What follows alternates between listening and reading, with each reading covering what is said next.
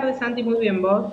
Muy bien, vamos a hablar de algo que llama mucho la atención, que es cómo se aplica la desconexión digital.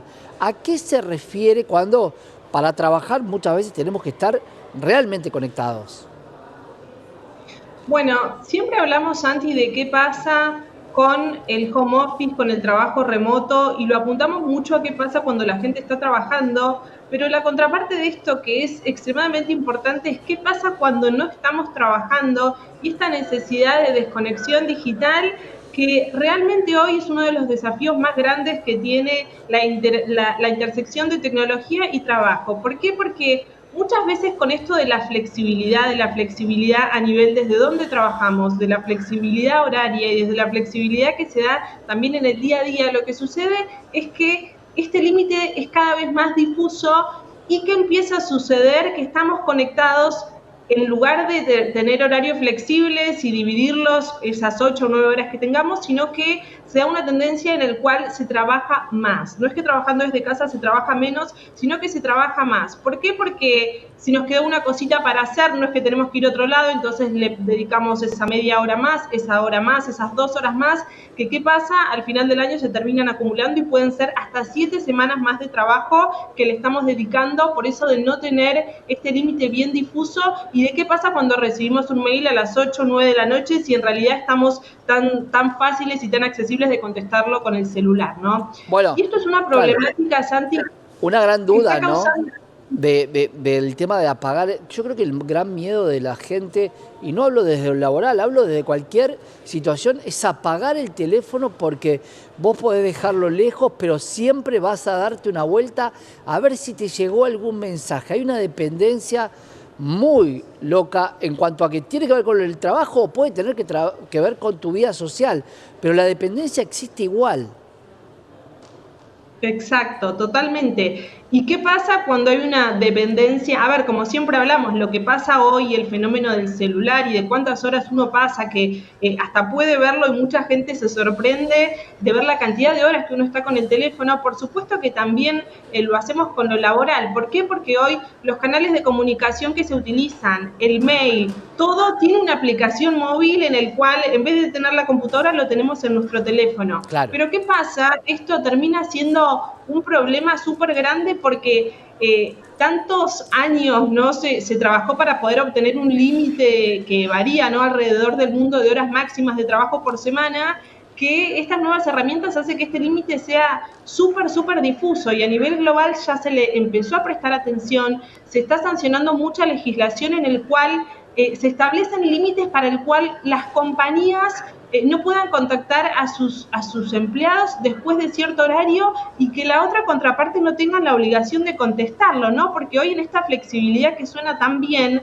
lo que queda es muchas veces a responsabilidad de la persona que trabaja a ver si contesta o no ese mail que llegó a las 9, 10, 11 de la noche, porque igual cuesta poco, en teoría, abrirlo y contestarlo, pero la realidad es que no cuesta poco, cuesta mucho, y lo que hablamos es esto que es un número que es muy interesante. Estas horitas que hacemos sueltas, estos minutos que hacemos sueltos, pueden llevar hasta 7 semanas más por año, que estamos hablando de casi 2 meses Claro. más que estamos trabajando por contestar ese mail o ese llamado extra, ¿no? Vamos a tratar de centrarnos a nivel local, con una situación laboral diferente, con una presión laboral diferente.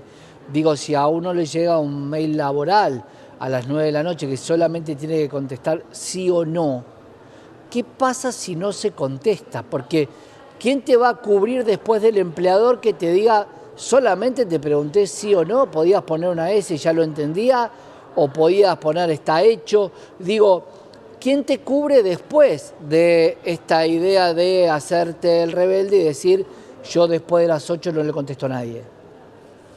Bueno, hoy absolutamente nadie. Hoy queda a nivel local y mismo también a nivel Latinoamérica, queda a disposición de eso que se llama cultura organizacional y que cada compañía va administrando, pero sin límites que no terminan estando muy claros. Estos países que yo te contaba que ya tienen legislación, hablamos mucho de Europa, Australia sancionó una ley este año, Francia fue la primera, pero no hace tantos años. Entonces, a nivel local estamos, Santi, súper lejos. Claro. Y como vos decís, lo que pasa al final, al quedar a responsabilidad de cada uno, es que lo terminamos contestando. Entonces ahí al final de cuentas son esas horas extras que estamos trabajando y que terminan estando en esa zona gris en el cual queda un poco a discreción de cada uno, pero bueno, como vos decís, cuando nos encontramos en esa situación, lo que vamos a hacer finalmente es responder o es abrir el mensaje o es abrir el WhatsApp, claro, o lo que sea, y bueno, obvio con la responsabilidad no de cada uno, pero bueno, de cuidar también su trabajo. Y yendo a la regulación, ¿qué impide que el empleador te mande o te cubre a que vos no contestes? Porque no es lo mismo. Si alguien tiene la facultad de enviarte algo fuera de hora y que se sabe por normativa que no lo puede hacer, ¿no se supone que es algo urgente y no algo cotidiano? ¿Y deberías responderlo porque va o excede la norma? Bueno, está bueno la pregunta porque justamente cuando empezó a surgir un poco esta legislación, lo que pasaba desde el lugar un poco más empresarial es, a ver, podemos hablar de una fábrica, de una empresa de tecnología o lo que sea, muchas veces pasan cosas que están fuera de ese horario. Entonces era uno de los argumentos principales desde la parte empresarial para decir, no sancionemos este tipo de leyes porque ¿qué hacemos con todo eso que pasa, claro, también y que va a seguir sucediendo?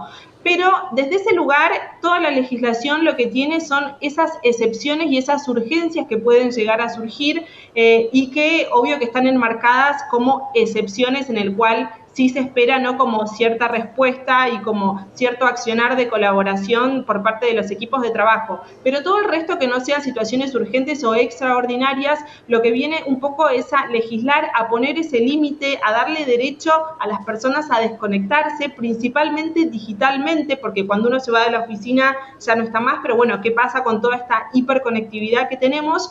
Y lo que establece para estas compañías que no lo cumplan, bueno, es bastante variado, pero va desde multas económicas hasta sanciones también un poco más impositivas, pero bueno, más allá de que en la práctica tiene, por supuesto, muchos desafíos, la legislación más antigua viene de 2017 y 18, o sea, claro, muy joven, entonces se van perfeccionando y demás, pero sí es importante que le empecemos a prestar un poco más de atención y que más allá de cuándo vaya llegando la legislación, que como siempre hablamos, solemos ir un poco más lento que estos países realmente que van muchas veces en Europa o en Estados Unidos, sí que se le preste atención desde las compañías, ¿no?, para ver cómo se puede limitar esto un poco más y respetar también esas 8 horas que están hoy a nivel ley de contrato de trabajo y que tiene que ver con el descanso que todos, claro, necesitamos, ¿no? Y que es parte del tiempo que le dedica uno a otra actividad como es su familia. Gracias, Así.